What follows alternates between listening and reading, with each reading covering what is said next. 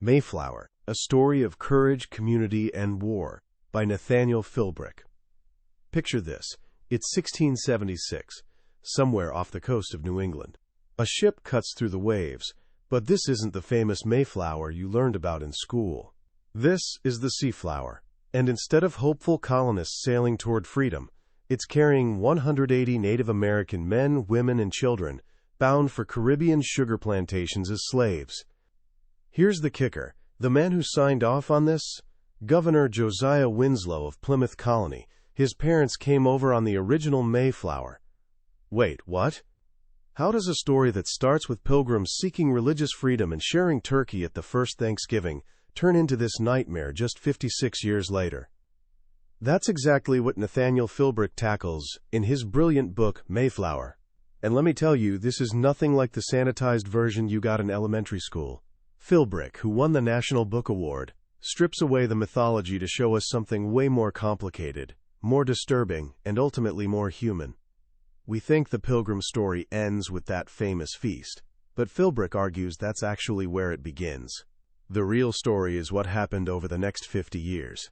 The messy, complicated dance between two cultures trying to coexist. It's about how that fragile peace exploded into one of the bloodiest wars, proportionally speaking, ever fought on American soil. Today, we're diving deep into that story. We're going back to the very beginning of Plymouth Colony, really the beginning of America itself. And by the end, you'll see that the Pilgrims weren't the cardboard cutouts in funny hats we imagine. They were brilliant, flawed, brave, and sometimes cruel. In other words, they were human. Their story isn't just ancient history gathering dust. It's a mirror reflecting both the best and worst of what America would become. This isn't just the story we think we know. It's the story we need to know. Our journey begins not in America, but in the damp, gray farming villages of northern England, around 1600. Meet William Bradford, a sickly orphan who couldn't work the fields like other kids. Instead, he found companionship in the pages of the Bible. And those pages changed everything. King James I ran a tight ship back then. The Church of England was the only legal church, and everyone had to conform. But a growing movement called the Puritans thought the church had gotten corrupt and needed to be, well, purified, stripped of all the fancy ceremonies and robes. Within this movement was an even more radical group, the Separatists. They didn't think the church could be fixed. They wanted out completely. Which was, by the way, totally illegal and dangerous.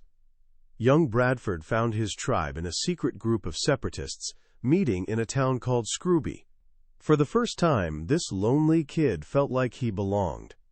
But in 1607, the authorities caught wind of them. Some went to prison. Others had their homes watched. Time to get out of Dodge. Their first escape attempt was a disaster. The ship captain they hired took their money, then promptly turned them in.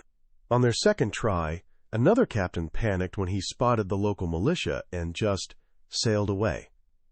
Picture this. Women and children crying on the shore while their husbands watch helplessly from a departing ship. Eventually, they reunited and made it to Leiden, Holland, a place that actually tolerated religious differences. They spent 12 years as refugees in Leiden. Safe? Yes. Easy? Not even close. These were farmers forced to work brutal hours in textile factories. Worse, their kids were becoming Dutch. The separatists had left home for their faith, but losing their English identity? That was too much. So they hatched a plan that was either incredibly brave or completely insane. They'd moved to the New World. Think about this for a second. Nearly every English colony in North America had failed. Jamestown, the one that survived, was a horror show. 70 out of 108 settlers died the first year. During one particularly grim stretch, called the Starving Time, 440 out of 500 people perished in 6 months. Plus, there were these terrifying stories about Native Americans who supposedly enjoyed flaying people alive with seashells. Why would anyone with children even consider this? Their answer was simple. They believed God wanted them to go. They saw themselves as modern-day pilgrims, on a divine mission to plant a godly English society in the wilderness. As Bradford later wrote, they knew they were pilgrims. Getting there turned into an absolute nightmare. A slick London merchant named Thomas Weston swindled them, changing their financial agreement at the last minute. They bought a small ship called the Speedwell to accompany the larger Mayflower, but the Speedwell leaked like a sieve. Turns out the captain, a guy named Reynolds, had deliberately sabotaged it, probably part of a Dutch plot to keep them away from their territory. After months of delays, only about 50 people from the original Leiden group remained, along with another 50 strangers, merchants, craftsmen, and servants recruited by London investors. On September 6, 1620, the Mayflower finally left England. For 65 days, 102 people, plus 2 dogs, endured a space between decks that was less than 5 feet high. Imagine being constantly seasick in a dark, airless room that reeks of vomit and human waste, with salt water spraying on your head from leaks above. Midway through, a massive wave actually cracked one of the main support beams. The captain considered turning back, but the Pilgrims used a giant screwjack, meant for building houses, to prop it back up. On November 9th, they finally spotted land, Cape Cod, way north of where they'd intended to go. The captain tried sailing south, but ran into a nightmare of sandbars and breakers off what's now Chatham. Seriously, half of all Atlantic coast shipwrecks happen in this area. With the wind dying and darkness falling, Captain Jones was trapped. At the last possible moment, the wind shifted and he escaped. Completely rattled, Jones made a decision that changed everything. They'd stay and settle in New England. This caused chaos on the ship. Some of the strangers argued that since they weren't landing where their charter said, the rules didn't apply anymore. Once ashore, they'd use their own liberty, for none had power to command them. The Pilgrim leaders did something remarkable. Instead of using force, they used an idea. They drafted a document where everyone agreed to combine ourselves together into a civil body politic and obey laws created for the common good.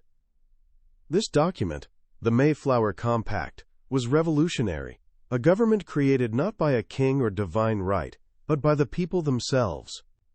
On November 11, 1620, 41 men signed it. Then they elected John Carver as their first governor.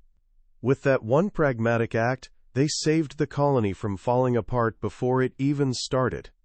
They anchored at what's now Provincetown Harbor. After months at sea, land should have been a relief.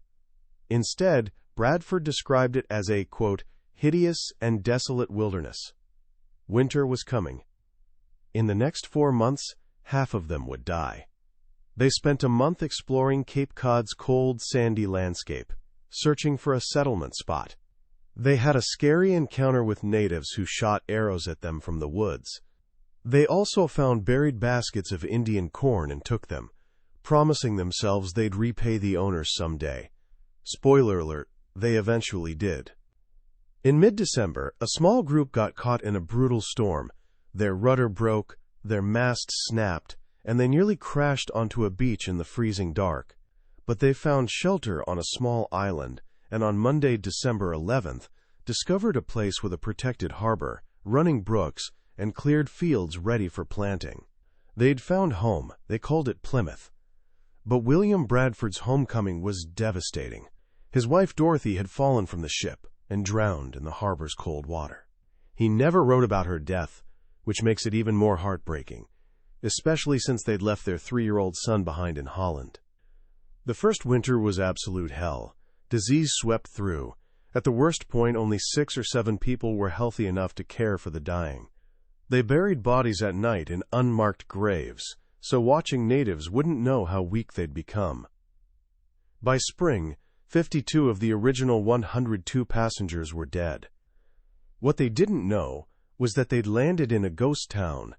A devastating plague between 1616 and 1619 had wiped out about 90% of the native population along the New England coast.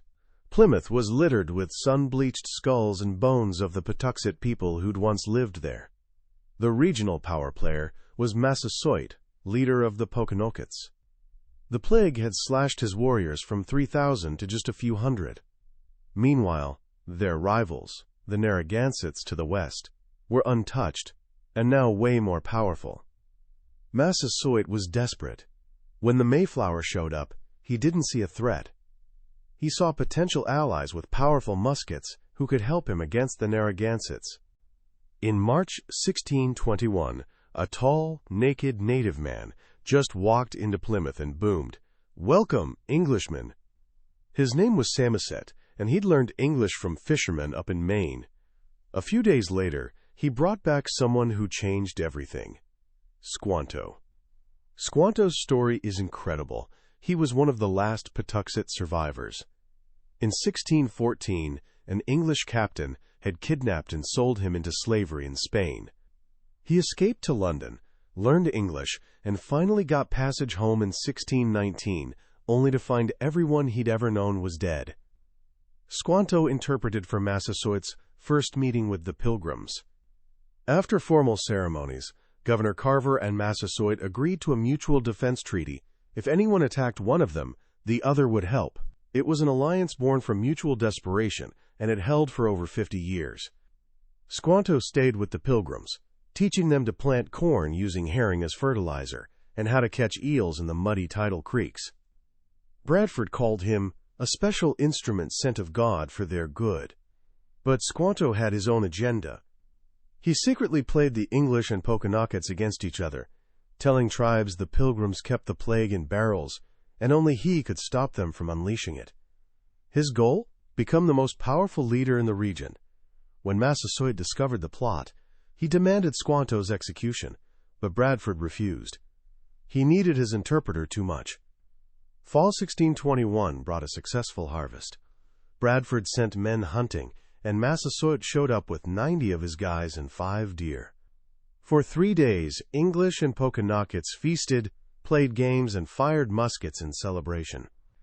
This was the first Thanksgiving, not a somber religious affair, but a secular harvest festival and a genuine moment of relief and goodwill between two groups who'd somehow managed to survive against incredible odds. But this moment of peace was just the opening chapter of a much longer, messier story. The next 55 years were what Philbrick calls accommodation, a constant process of struggle, compromise, and negotiation. As long as both sides needed each other, peace held. Then the world changed. The 1630s brought thousands of new Puritan settlers to Massachusetts Bay.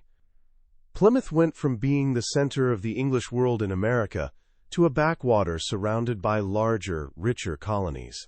Governor Bradford watched in dismay as his tight-knit community splintered, families moving away for more land. This land hunger crushed the native population. Massasoit, trying to maintain status and get English goods, tools, blankets, guns, started selling vast tracts of territory. Plymouth officials insisted every purchase was fair, but the system kept prices artificially low. Indians were slowly being pushed out of their own homeland. When Massasoit died around 1661 and Bradford a few years earlier in 1657, leadership passed to a generation that hadn't experienced those desperate early years of mutual dependence. The new Plymouth governor was Josiah Winslow, son of Pilgrim diplomat Edward Winslow. Ambitious and arrogant, Josiah represented a new English attitude that saw Indians not as partners, but as obstacles to prosperity. Massasoit's heir was his eldest son, Wamsuta, who took the English name Alexander. In 1662, Winslow heard rumors Alexander was plotting with the Narragansetts. He marched to Alexander's hunting lodge, burst into his wigwam, and, according to some accounts, held a pistol to his chest, forcing him to Plymouth for questioning. Shortly after, Alexander fell violently ill and died. His younger brother, Metacom, whom the English called Philip, was convinced Winslow had poisoned him. From that moment on, deep, personal hatred burned between the two men now leading their peoples. Philip was only 24 when he became leader. He was proud and tough, But he also knew his people were weak. For a decade he walked a tightrope, continuing to sell land while trying to resist colonists' ever-increasing demands. But the pressure was relentless. Colonial livestock destroyed native cornfields. The English legal system chipped away at native sovereignty. By 1671, Philip's young warriors demanded action. He began preparing for war but was forced to sign a humiliating treaty, surrendering his people's guns and acknowledging himself as a Plymouth subject. It was total capitulation, and it convinced Philip that peace was impossible. He began using money from his last land sales to secretly buy more weapons. The final spark came in January 1675. John Sassamon, a praying Indian, who'd once worked for Philip but was now distrusted by him, warned Governor Winslow that Philip was preparing for war. Winslow dismissed it. Weeks later, Sassamon's body was found under the ice of a frozen pond. Now Winslow listened. He launched an investigation. An Indian witness claimed he'd seen 3 of Philip's senior men murder Sassamon. They were put on trial in Plymouth. Despite English law requiring 2 witnesses and having only one dubious one, a jury of 12 Englishmen and 6 praying Indians found all 3 guilty. On June 8, 1675, 2 were hanged. When the rope broke during the 3rd man's execution, the terrified prisoner confessed, providing the second witness they needed. A month later, he was shot. For Philip and his warriors, this trial was the ultimate insult, a gross violation of their sovereignty. No more talk. Young warriors, hungry for revenge, started pillaging English farms in Swansea, which bordered Philip's territory at Mount Hope. The shamans had predicted Indians would win if the English fired first. On June 23, an English boy shot and killed an Indian, looting his family's abandoned home. The war had begun. What followed was 14 months of unimaginable horror. King Philip's War engulfed all of New England, from the farthest Maine settlements to the Connecticut River Valley. This wasn't fought on open battlefields. It was ambushes, terrifying raids on isolated farmhouses, and brutal massacres. The English, trained for European-style warfare, were initially useless in New England's forests and swamps. The Indians, using what was called a skulking way of war, were masters of concealment and surprise. The first year, the native alliance was astonishingly successful. They torched town after town: Brookfield, Lancaster, Medfield, Groton, Sudbury. Captives like Mary Rowlandson, a minister's wife from Lancaster, endured what she called a, quote, grievous captivity. 1/3 of all English towns in New England were burned and abandoned. There was even a proposal to build a wall around Boston and surrender everything else to Philip. But the English had advantages: larger food reserves, continuous supplies of arms and ammunition from England. The Indians were fighting while trying to feed their families. As the war dragged on, starvation became as deadly as the English. The turning point came with the Great Swamp Fight in December 1675. The powerful Narragansetts had stayed neutral, but paranoid English decided they couldn't be trusted. A combined army of 1,000 soldiers from Massachusetts, Plymouth, and Connecticut launched a preemptive strike on a massive, fortified Narragansett village hidden in a frozen swamp in Rhode Island. The battle was a bloodbath. The English suffered devastating casualties but burned the fort to the ground, killing hundreds of Narragansett men, women, and children. The attack pushed surviving Narragansetts into the war, but also destroyed their winter food supply, crippling them for months. This war also produced a new kind of American hero, Benjamin Church, a carpenter from Plymouth. He was one of few Englishmen who understood and respected native fighting methods. While other commanders refused Indian allies, Church built his company around them. He learned to move silently through woods, fight from cover, and think like his enemy. Summer 1676, Church convinced the Sakonay tribe, led by female leader Awashonks, to switch sides and fight with him. With his mixed company of English volunteers, and Sakonate warriors, Church began turning the tide in Plymouth colony, hunting Philip relentlessly and capturing hundreds of his followers. Philip's end came August 12, 1676. Betrayed by one of his own men, Philip was trapped in a swamp at Mount Hope, his ancestral home. As he tried to flee, he was shot and killed, not by an Englishman, but by a Pocasset Indian named Alderman, whose brother Philip had recently executed for suggesting surrender. In a final act of desecration, Church ordered Philip's body beheaded and quartered. His head went to Plymouth, mounted on a pole on Fort Hill, a grim trophy that stayed on display for over 20 years. Philip's 9-year-old son and wife were sold into slavery, along with thousands of other Native Americans. The war was over, but the cost was staggering. Proportionally, it was more than twice as bloody as the Civil War. The Native American population of southern New England dropped by as much as 80%. The dream of two cultures coexisting was gone, replaced by a legacy of bitterness, fear, and racial hatred that would shape the country for centuries. The journey that began with one ship, the Mayflower, ended with another, the Seaflower. So what do we take from this powerful and often heartbreaking story? It's tempting to see these events as ancient history, disconnected from our lives. But Nathaniel Philbrick's great achievement in Mayflower is showing us this isn't just about the past, it's about us. The Pilgrim journey is the quintessential American story of reinvention. They left everything behind, searching for a new life where they could be free. But their quest for freedom ultimately led to conquering and enslaving another people. This is the central paradox of American history, a conflict between our highest ideals and darkest actions that we're still wrestling with today. What's compelling about Plymouth's first 50 years is that for a brief, shining moment, a different path seemed possible. The alliance between Bradford and Massasoit wasn't perfect, but it was real, built on mutual respect, mutual need, and willingness to do the difficult, frustrating work of diplomacy. They understood something their children forgot. Survival depended on their ability to accommodate each other. The tragedy of King Philip's War is the tragedy of lost memory.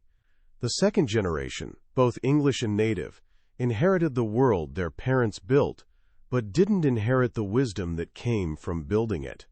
Josiah Winslow and his crowd saw Indians as an inconvenience, a roadblock to progress. Philip and his warriors saw the English as invaders who'd broken their promises. Both sides stopped listening. They began seeing each other not as complex human beings, but as one-dimensional enemies. And in that failure of imagination, war became inevitable. The great lesson of Mayflower is a lesson in empathy. It's a call to look beyond the simple myths we tell ourselves about who we are and where we came from. History is never as simple as heroes and villains. It's a messy, complicated, often tragic story of flawed human beings trying their best in difficult circumstances. The Pilgrims weren't saints, and the Native Americans weren't savages. They were people, bound together by shared geography and a shared, often painful, destiny. How can we apply this to our own lives? Start with a simple act. Question the stories you've been told. Think about your town's history, your family's story. What parts get celebrated? What parts are left out? Who are the heroes, and whose voices have been silenced? By seeking the full story, the complicated story, we honor everyone's humanity. Perhaps most importantly, we can learn from those 50 years of peace, not just the 14 months of war. Peace isn't a passive state, it's an active process. It requires patience, compromise, and courage to see the world from someone else's perspective.